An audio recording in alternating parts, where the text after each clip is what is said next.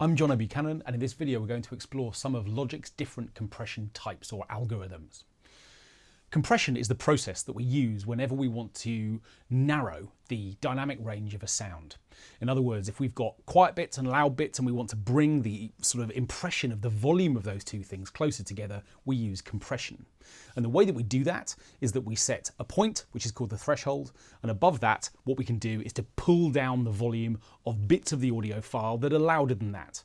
And by doing that, we're changing the dynamic range and making the whole thing come closer together. Now, the interesting thing about compression is that it's existed for a long time, and the ways that different manufacturers achieve the process of narrowing dynamic range varies. So there are a number of ways that it's possible to do that with different components. And through recorded music history, different manufacturers or different audio suppliers have used different components to achieve the process of dynamics reduction. And what's great about Logic's compressor is that it allows us access to different ways of modeling some of those different types of compression. So effectively what we do when we move through Logic's different algorithms is we're effectively calling on recorded music history to dive into different moments and see how different manufacturers have gone about the process of providing dynamics. And the reason why that matters is because these different approaches to compression sound different. And so as you're working through your tracks, what you can do is you can try out what different types of dynamic processing sound like to see which one will sound better within your track. We're going to just hear some of these different compression types applied just to a drum loop. So when you first open Logic's compressor, and we've got that open here, we're using this Platinum digital model, which is kind of Logic's own original compressor. In previous versions of the program, this was the only compressor that existed, and it's in Logic Pro 10 that we've got access to these different algorithms. So some of the other ones are newer, but this is Logic's original classic compressor. And what I've done, just so we can hear this, is I've turned off automatic gain compensation. And what I've done is to set, well, I'm going to set a sort of pretty squashed ratio. In other words, we're going to hear quite a lot of compression, and I'll drop the threshold a bit so we can really hear a nice compressed signal.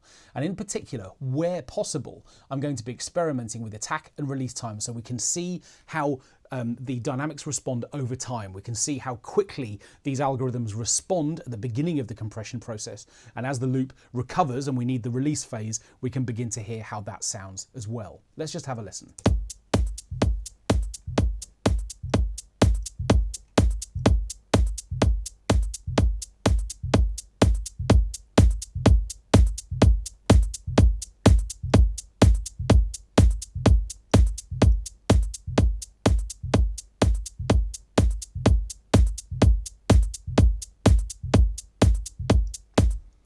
Okay, so you can begin to hear some subtle differences as we change those two parameters. And the reason for that is that, of course, it would make sense that if we've got a very quick attack time, every hard impact is going to be immediately compressed straight away at the very beginning of the process of detecting one of those hard individual hits. Logic's compressor is going to start going to work on it and beginning to processing it dynamically. Whereas if we slightly open up the attack time so that the sound's just got a little bit of a chance to establish itself before it's processed dynamically, then of course you would expect that to affect the sound.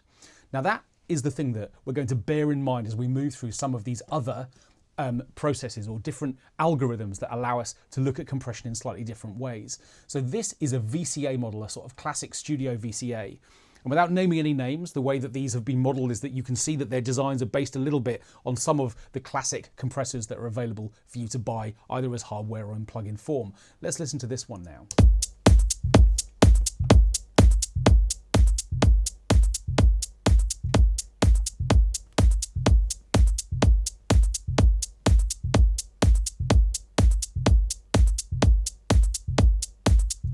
Now what I'm going to do is I'm going to toggle between these two in real time so we can just begin to hear some of the differences that occur when we start introducing some of these different algorithms, these different approaches to compression.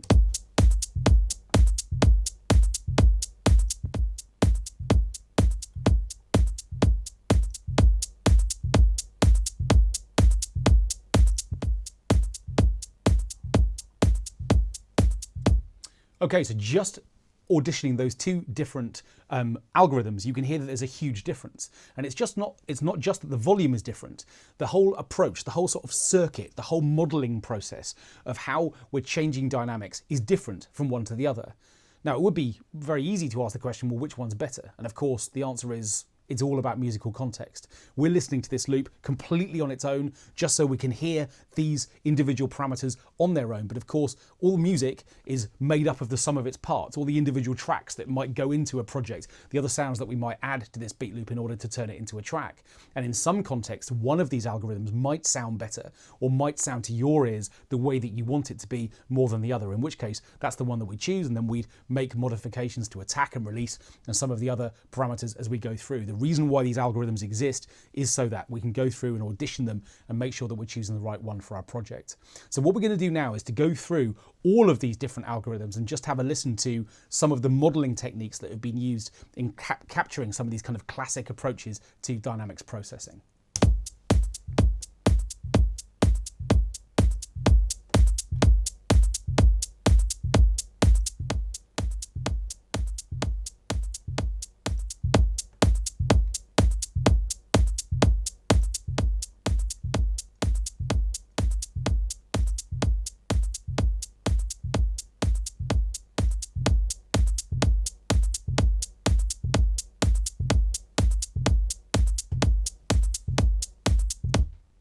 Now, what's interesting about working on a beat loop like this, and particularly the sound that I've chosen, this groove that I've chosen, is that we've got individual percussive elements, and we've also got this little muted synth part that's kind of hidden in the reverb of the sound.